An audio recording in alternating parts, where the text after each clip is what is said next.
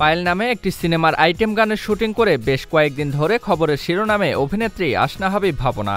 গানটির কিছু video footage ও স্থিরচিত্র সামাজিক যোগাযোগ মাধ্যমে ছড়িয়েছে। আর এরই মধ্যেই নায়িকা জানালেন, শুধু আইটেম গানেই নয়, প্রয়োজনে যে কোনো চরিত্রে অভিনয় করতে প্রস্তুত আছেন অভিনেত্রী। যৌনপল্লীর গল্পের সিনেমার গানটি সবার কাছে আইটেম গান হিসেবেই পরিচিতি পাচ্ছে, কিন্তু ভাবনা এটাকে আইটেম গান বলতে নারাজ। সাফ জানিয়ে দিয়েছেন তিনি কোনো আইটেম গানে পারফর্ম করেননি, কোনো আইটেম গান নিয়ে তিনি সিনেমায় আসছেন না। ভাবনা বলেন, এটি আসলে আইটেম গান নয়। একটি যৌনপল্লীর গল্পের সিনেমায় পায়েল চরিত্রের জন্য কাজটি করতে হয়েছে। স্ক্রিপ্টে আছে গানটি। সিনেমায় আমার যে চরিত্রটি রয়েছে সেই চরিত্রের জন্যই এ গান শুট করা।